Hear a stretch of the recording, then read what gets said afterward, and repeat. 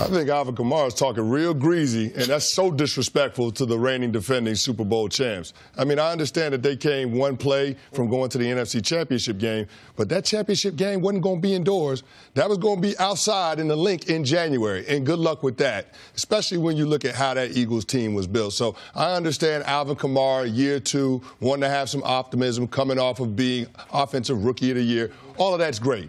But when you start looking at what the Philadelphia Eagles did last year, the reason they were able to win that championship is because they had better big people than everybody else. Their offensive line, their defensive line played at a higher level. And guess what? Those groups got stronger this offseason. Jason Peters is coming back from an injury. You look at the defensive front. They got Michael Bennett in a trade. They brought in Haloti Ngata. Those two groups got better. So, I mean, when you look at those two teams, the Saints and the Eagles competing for a championship, you're saying to yourself, okay, the Eagles actually got better in that situation. I don't know if the Saints are going to be on par with that. But guess what? We'll find out in Week 11. Well, I'm not going to speak to what happened post-Super Bowl because that's talking about for this upcoming year. As far as this comment, I agree with him. I think if the Saints would have beaten the Vikings, they would have gone to the Super Bowl. I do think if the Saints had beaten the Vikings, especially the way they came back against Minnesota, a brilliant second half until the Minnesota Miracle, because that offense was dead in the water the first half against the Vikings and then was great in the third and fourth quarters, the fourth quarter in particular.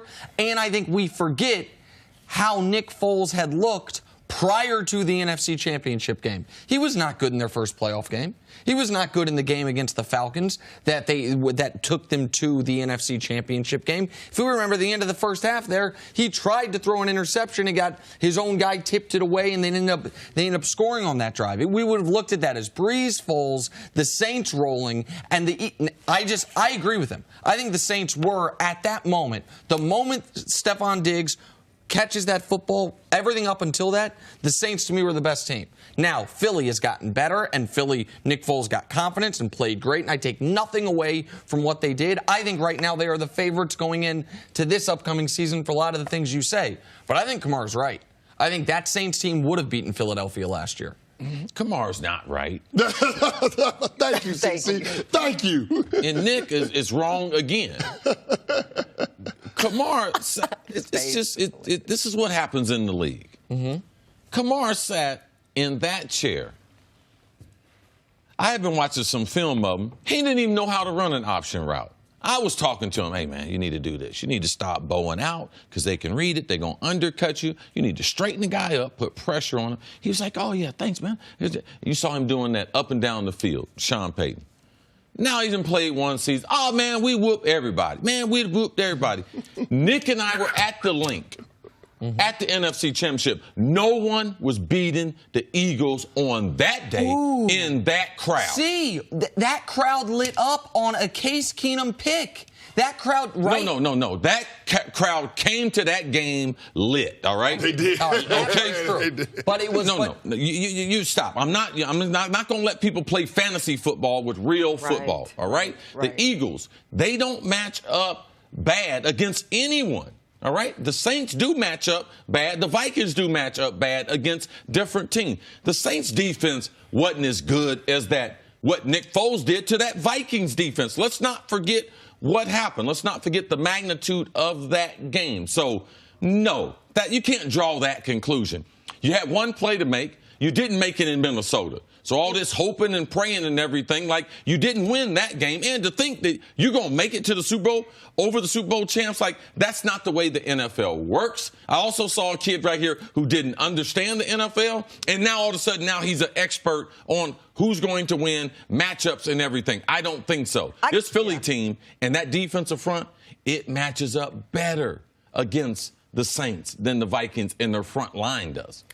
I'm just simple. And all this shoulda, woulda, coulda, I don't even understand it. To me, the whole statement is disqualified once you said, if we had, but you didn't. But you didn't. Correct. So what are you talking about? Talk to Marcus Williams. Correct. It's a game of inches. Like, nah, But he is talking about the reason he's saying if we had what he should be saying, Nick, is, man, I wish we would have had that opportunity. That's what he should be saying. That would have been really nice to go there, to be able to face that team in that crowd. Yeah, like, man, that would have been a good game. We because had that's what we thought. Yeah. We thought that would be a good game, too. in the Drew Brees era and the Sean Payton era of the New Orleans Saints, that has been a different team away from the Superdome. It's not the same team when they have to play outdoors. The Minnesota game was indoors. That was indoors. Of course. Okay. And Drew Brees was still underthrowing passes. One of them ended up resulting in a turnover. So when you start talking about an aging quarterback having to go outdoors in January, it's not going to be as effective. And that team goes as the offense goes.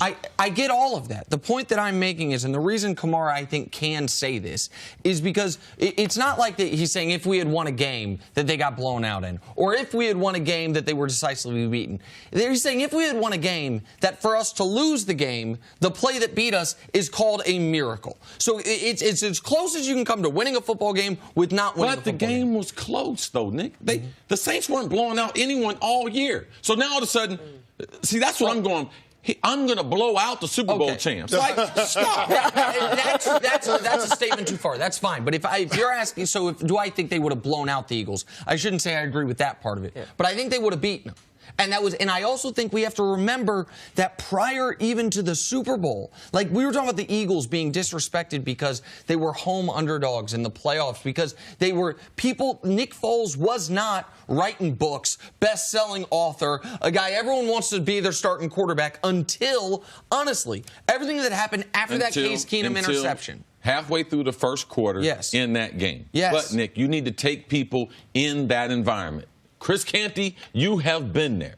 And to think you are going to NFC Championship in Philadelphia, who's never won a Super Bowl, and you getting ready to beat them? I mean, you still got Similac on your breath, boy. Okay. You just now getting to the league. That atmosphere was real special. Right. All right?